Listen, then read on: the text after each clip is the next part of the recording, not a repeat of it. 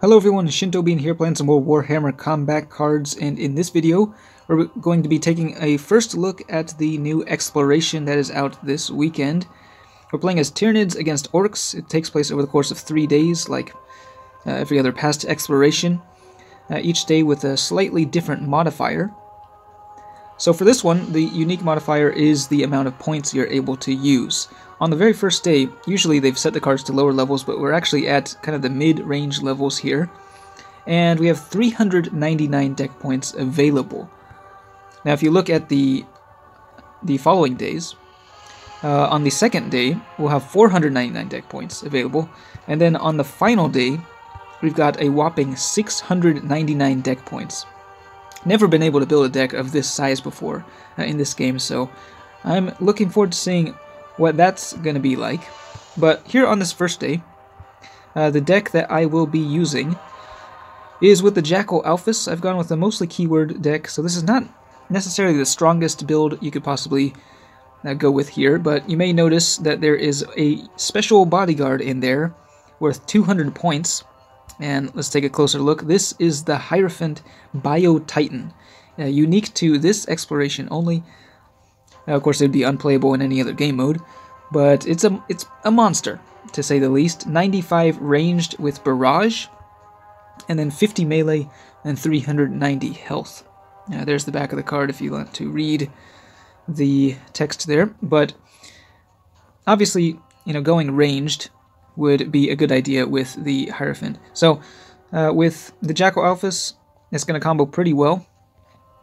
So I put just a bunch of other ranged units with the Leviathan keyword in here.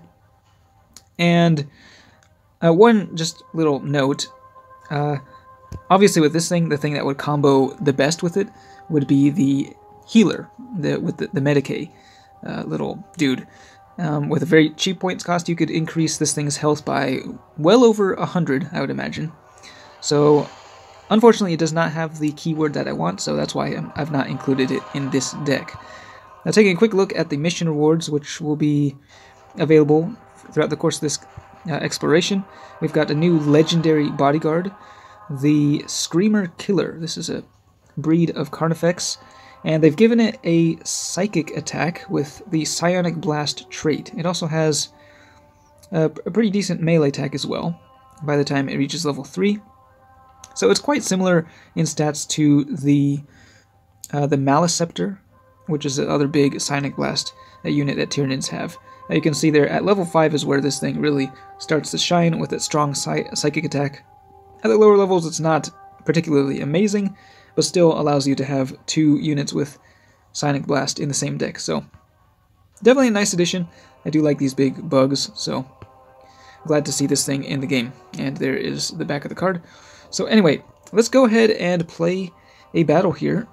And I've completed the first 2 levels. I'm on the 3rd stage, and apparently this is a boss level. So this will be my first attempt, and I'm curious to see what's going to happen here. Not really exactly sure what is going to show up, other than a bunch of orcs, so let's go ahead and find out.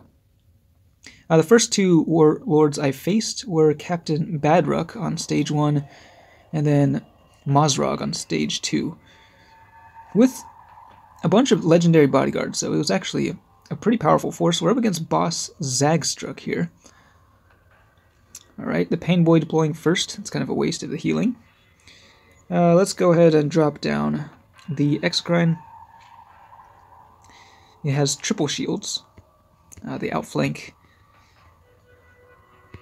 Alright, we're going to drop down this thing, the old Hive Crone, which has a pretty strong melee attack. And there's a Storm Boy. It's going to get an initial attack off with Zagstruck's special rule there. And I think I'm just going to go ahead and drop down this Hive, or the Tyrant Guard here, with Taunt, just to tank the first 3 attacks from their bodyguards, and it will be reducing the damage that they deal by a pretty significant amount. But because we got hit by that outflank, I don't really want to go for a ranged attack here on this first turn, although I'm not sure if really going melee would be all that smart either. I mean, we could ready, but hey, I want to be a little bit aggressive, so we'll go ahead and use that melee attack.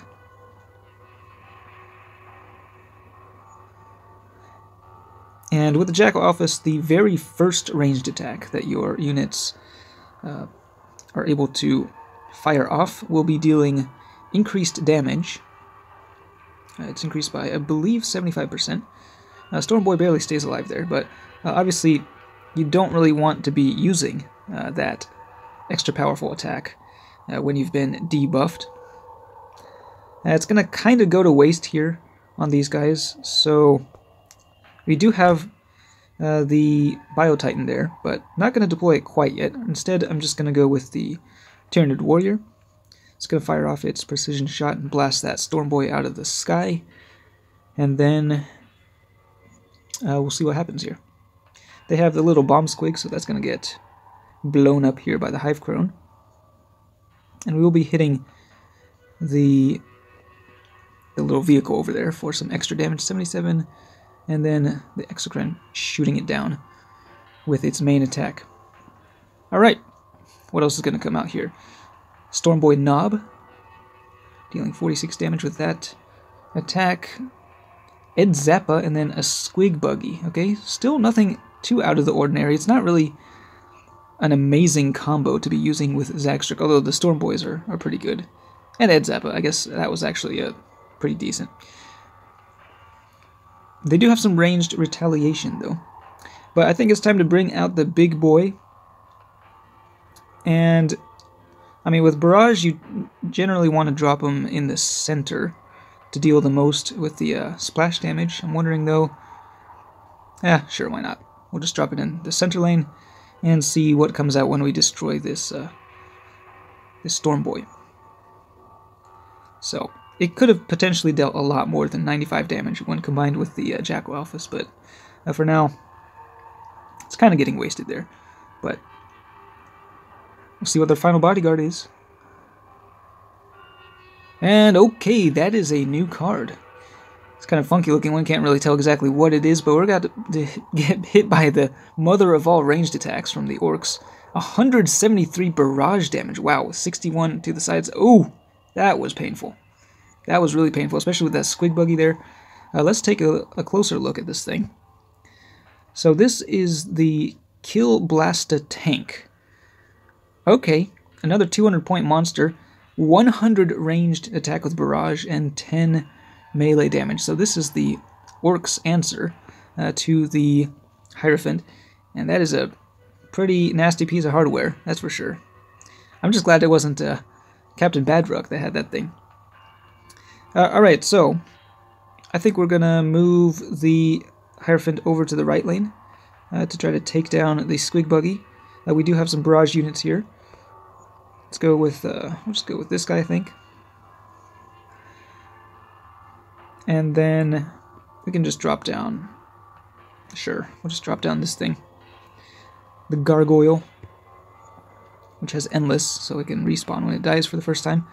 And I think this should be good. Yeah, the Hive Guard will be able to take one hit from the Blasta tank. And then with the barrage, we're able to take down the Squig Buggy as well. Although, when Boss Zagstruck deploys, he will be able to actually kill off that Hive Guard with his initial attack. But still, it's the Hierophant that is still safe over there on the right lane, and that's really all that matters. It's actually going to get the counterattack here against the enemy Warlord, and then we can finish off Zagstruck. Let's let the old Bio-Titan do that. Oh, actually, you know what? I do kind of want to deploy the Warlord here.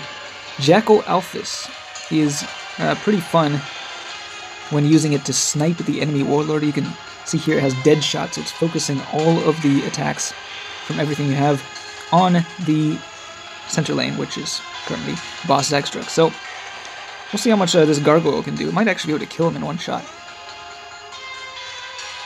Okay, not quite. But yeah, definitely enough firepower there to take down Zagstruck, who has the least health, I believe, of all the Orc Warlords. Still, that Kill Blasta tank was pretty scary. I'm wondering if there's a possibility that it can deploy earlier on. I was kind of fortunate, I think, there. And there's the little notification for the exploration with no text, just a little image there. Apocalypse, apparently, is what it's called. But yeah, having that Kill Blaster tank deployed towards the end made it a little bit easier to play around. Now you'll notice I still actually have my campaign rewards unclaimed from the last campaign.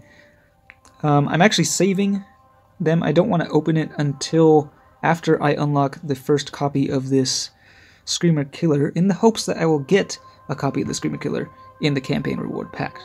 It's just a little thing that it's unlikely because it isn't a legendary, but there is a possibility, so that's why I'm holding off on that. Anyway, that is day 1 for this exploration. Looking like it'll be a pretty fun one.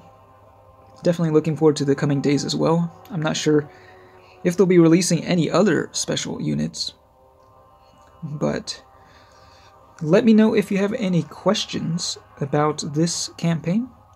But that's it for this one. Thanks for watching, and I will see you next time.